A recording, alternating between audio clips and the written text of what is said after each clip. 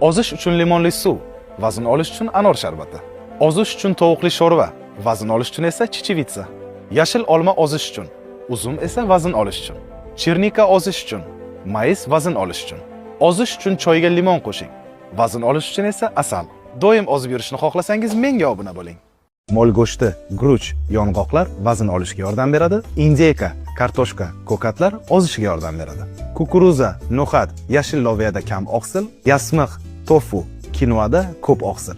BCA yog' erituvchilar, kollagen deyarli foydasiz qo'shimchalar, protein, kreatin, vitamin D3 juda ham foydali qo'shimchalar. Obuna bo'ling, men bilan juda ko'p narsani o'rganasiz.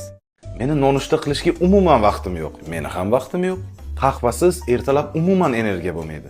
Men ham qahvasiz tasavvur qila olmayman. Ba'zan fast food yeyishni yaxshi ko'raman. Men ham fast food yeyishni yoqtiraman, nima qilibdi?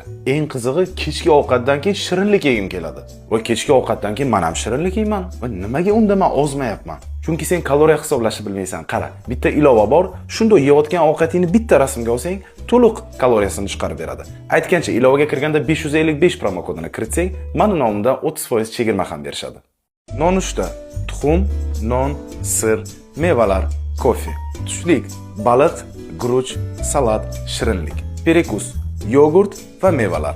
Kechki ovqat: tovuq, sos, salat va salgina o'tib tvorog. Nonushta: non, tuxum, sir, mevalar, kofe. Tushlik: baliq, guruch, salat, shirinlik. Perekus: yogurt va mevalar. Kechki ovqat: tovuq, sos, salat va salgina o'tib tvorog.